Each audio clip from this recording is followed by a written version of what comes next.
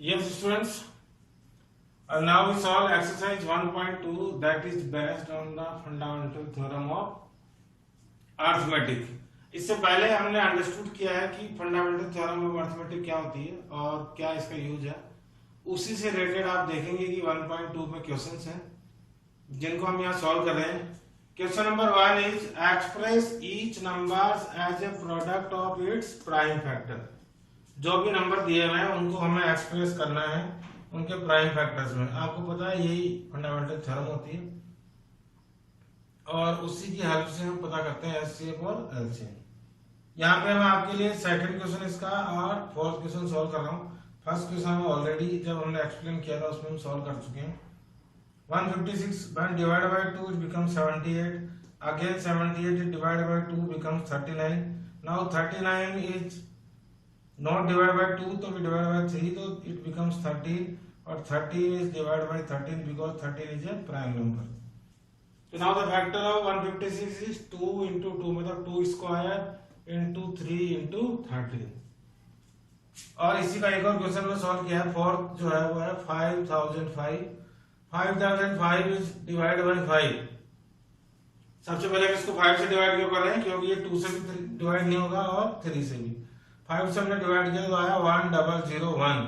Now 1001 is divided by 7 it becomes 143 और 143 is divided by 11 it becomes 13 and 13 is divided by 13 that becomes 1. Now what are the factors? 5 into 7 into 11 into 13। तो इस तरह से आप देखिए जो question number 1 है उसमें हमें केवल इनके प्राइम फैक्टर्स में इसको कन्वर्ट करना था। Now question number 2, find the LCM and HCF of the following pair of integers. जो पेयर ऑफ इंटीजर्स दिए हुए उनका हमें क्या पता करना है, एलसीएम और एचसीएफ। एंड वेरीफाई दैट, आपको पता है एक रिलेशन होता है इनमें और हमें वो रिलेशन भी वेरीफाई करना है। वो रिलेशन क्या होता है, HCF into LCM is equal to product of two numbers. ये हमने एक्सप्लेन किया था आपको जब फंडामेंटल थ्योरम पढ़ रहे थे। तो आपको एचसीएफ और एलसीएम दोनों पता करने हैं और रिलेशन भी फाइंड आउट करना है। यहाँ पे मैंने एक क्वेश्चन सॉल्व किया है थर्ड। 336 और 54 टू नंबर्स हैं, हमें इनका एलसीएम और एचसीएफ दोनों पता करना है। तो एलसीएम और एलसीएम पता करने के लिए सबसे पहले हम पता करेंगे इनके प्राइम फैक्टर्स। तो now 336 divide by 2 it becomes 168, 168 divide by 2 becomes 84, 84 divide by 2 becomes 42, 42 divide by 2 is 21।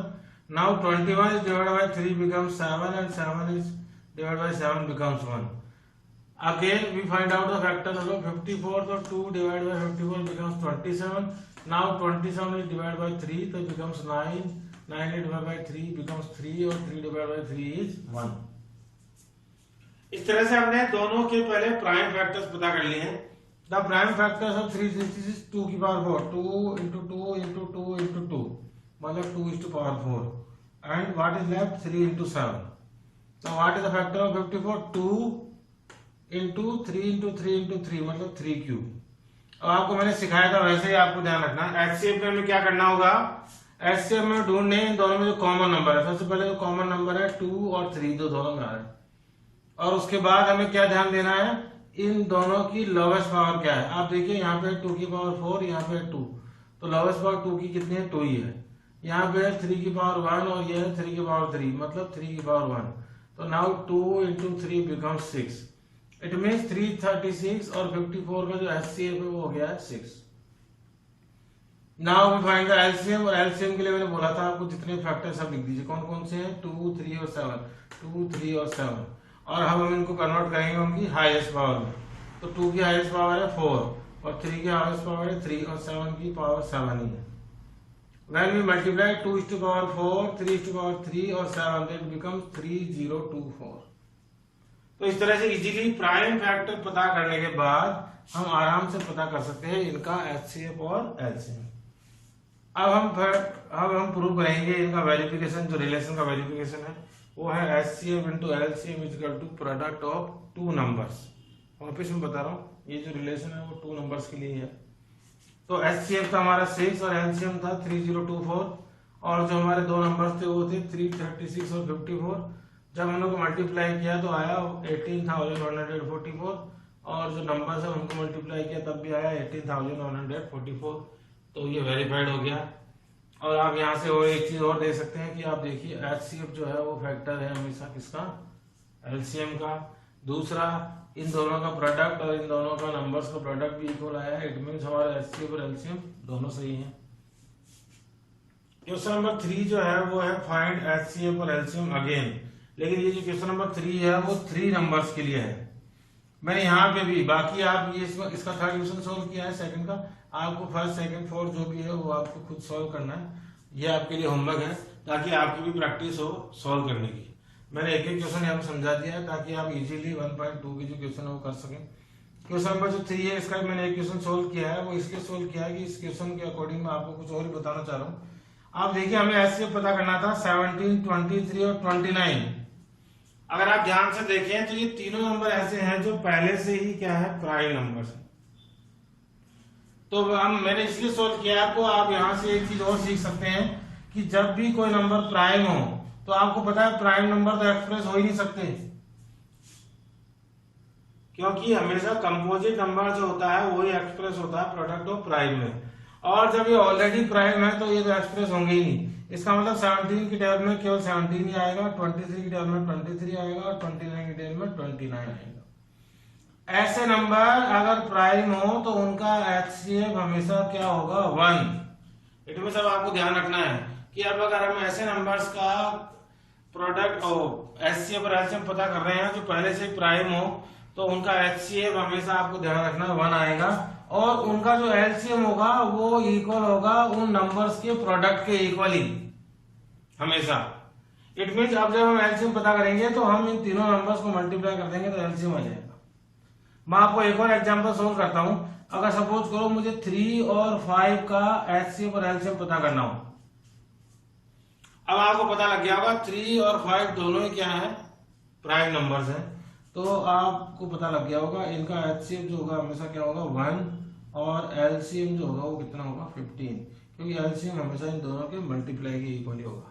It means आपको यहाँ से एक चीज और पता लग गई इस क्वेश्चन को सॉल्व इसलिए मैंने किया है कि जब भी प्राइम नंबर्स हो तो उनका HCF हमेशा क्या होगा, 1, या कोई ऐसे नंबर हो जो प्राइम नहीं हो और उनमें कोई कॉमन नहीं हो तो भी हमेशा HCF क्या होगा, 1 होगा। और LCM जो होगा वो हमेशा होगा उनके प्रोडक्ट के इक्वल। जैसे कि यहाँ पे आया है तीनों नंबर्स को मल्टीप्लाई करने पर 17, 23 और 29 को मल्टीप्लाई करने पर आया 11,339। बाकी इसकी जितने भी इस पार्ट क्वेश्चन नंबर 3 के जितने भी पार्ट है वो आप खुद सॉल्व कर लें एज ए होमवर्क। तो इस तरह से आप देखिए कि बहुत इजी क्वेश्चंस है 1.2 में। उसके बाद हम सॉल्व करेंगे इसका next question. Now question number 4 is given that HCF of 306 and 657 is equal to 9. Find LCM। हमें दो नंबर्स का HCF दिया हुआ है और हमें फाइंड करना है LCM। और आपको पता है इसका रिलेशन हमने अभी पता किया है। तो we know that HCF into LCM जो है वो इक्वल टू होता है प्रोडक्ट ऑफ टू नंबर्स। तो यहाँ पे HCF हमें दिया हुआ है, वी कैन राइट 9। LCM नहीं दिया हुआ है तो LCM के प्लेस में LCM, और वो जो दो नंबर है वो है 306 और 657। Now we find out the LCM। तो LCM 306 into 657, तो ये जो 9 मल्टीप्लाई में है वो इधर आगे क्या हो गया, डिवाइड, और व्हेन वी डिवाइड इट तो 9 इज क्रॉस आउट बाय 306, तो 3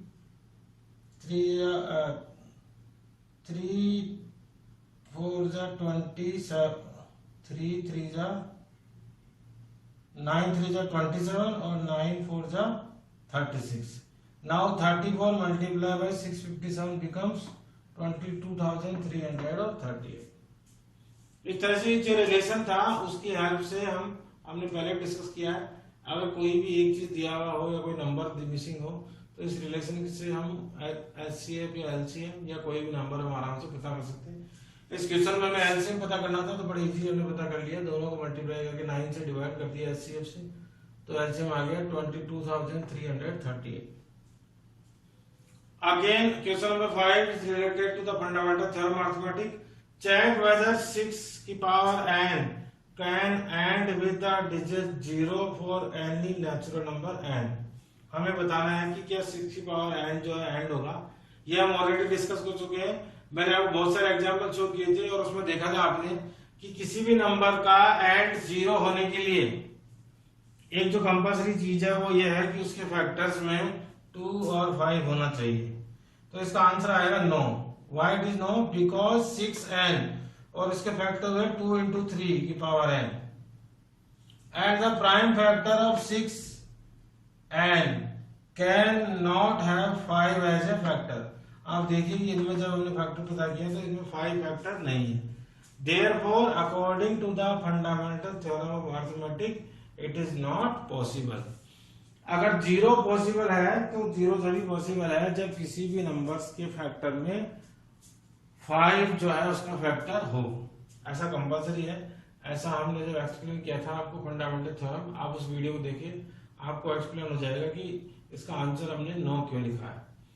एक एग्जांपल भी आगे बुक में, उसको भी देखिए। इसमें जो है 4 की पावर n को सॉल्व करने के लिए लिखा हुआ एग्जांपल 5, और उसमें भी हमने प्रूव किया है कि उसका भी आंसर आएगा 9, क्योंकि उसके फैक्टर भी हुए 2 का स्क्वायर, उसमें भी 5 नहीं है।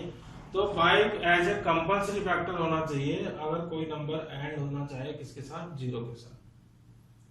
क्वेश्चन नंबर 6 है explain why 7 into 11 into 13 plus 13 and 7 into 6 into 5 into 4 into 3 into 2 into 1 plus 5 are composite number। हमें प्रूव करना है कि कंपोजिट नंबर क्यों है। आपको पता है कोई भी कंपोजिट नंबर जब भी पॉसिबल है जब वो प्रोडक्ट और प्राइम में लिखा हुआ। तो आप देखिए यहाँ पे जितने भी नंबर लिखे हुए हैं वो प्रोडक्ट, ये सारे प्राइम है।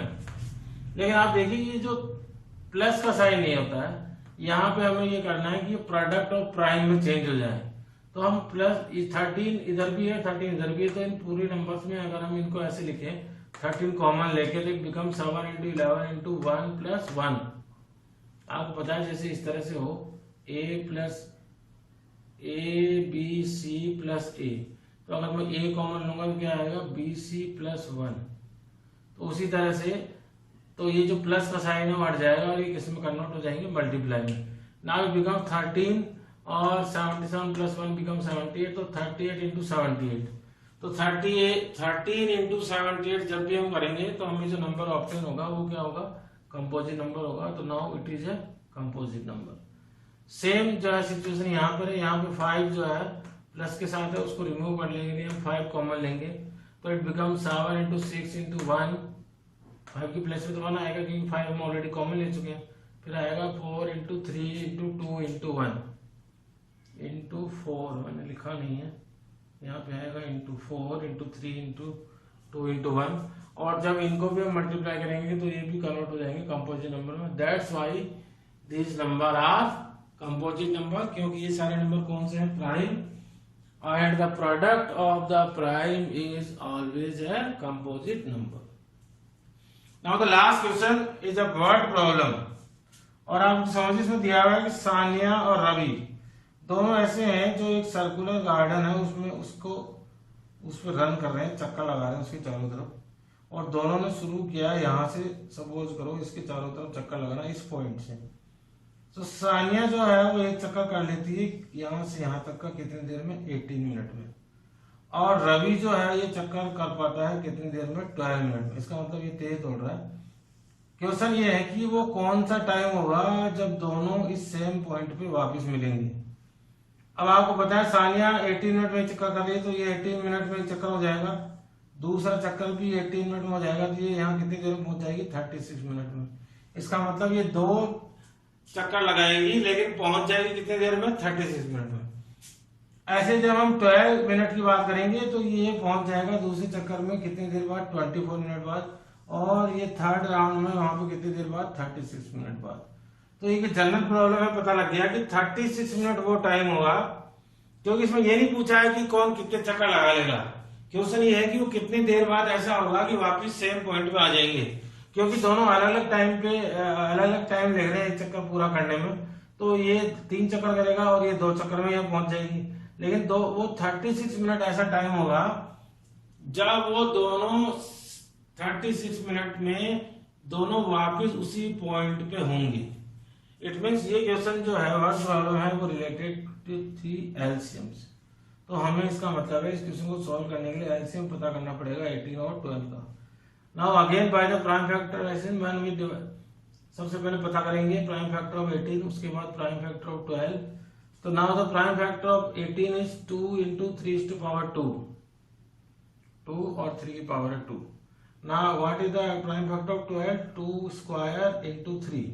अब आपको एलसीएम मैंने पता करना सिखाई दिया। एलसीएम में सबसे पहले तो जो भी नंबर है वो लिख दीजिए, कौन कौन से नंबर है, 2 और 3, और उसके बाद उनकी हाईएस्ट पावर, 2 की हाईएस्ट पावर है 2 की पावर 2 और 3 की हाईएस्ट पावर है 3 की power 2। When we solve it, तो 4 9s are 36 minutes. It means Sanya and Ravi will meet again at the same point after 36 minutes. तो ये क्वेश्चन ऐसी है जो एलसीएम से रिलेटेड थी, तो वो टाइम हमने पता कर लिया by taking the LCM of 18 and 12।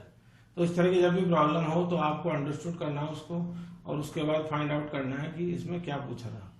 वैसे आपको बता दूं इस क्वेश्चन से एलसीएम वो नंबर होता है जो कि उन दोनों नंबर्स की टेबल में हमेशा आता है।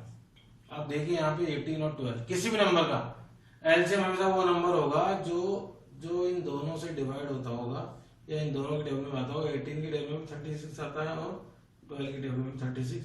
तो इसलिए हमें पता लग गया था कि इस क्वेश्चन में हमें क्या पता करना है, एलसीएम। इस तरह से बड़े इजी एक्सरसाइज थी 1.2, और पूरी एक्सरसाइज जो बेस थी फंडामेंटल थ्योरम ऑफ अर्थमेटिक।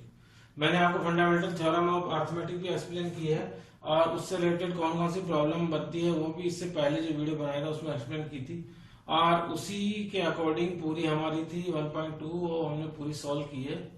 तो उससे रिलेटेड जो भी क्वेश्चन आए प्राइम फैक्टराइजेशन से या फिर एचसीएफ और एलसीएम के रिलेशन से, वो सारे क्वेश्चन जो है वो फंडामेंटल थ्योरम ऑफ अर्थमेटिक से सॉल्व होंगे। तो इसको आराम से देखिए, दोनों वीडियो जो है वो पूरे आराम से देखिए और उसको समझिए, और आई थिंक ये आपको क्लियर हुआ होगा। तो ये वीडियो आपको पता ही हम अपलोड करेंगे हमारे यूट्यूब चैनल पे, वहां से इसको देख के आप सीखें और अपने फ्रेंड्स को भी रिकमेंड करें कि वो भी इनको देखें और सीखें।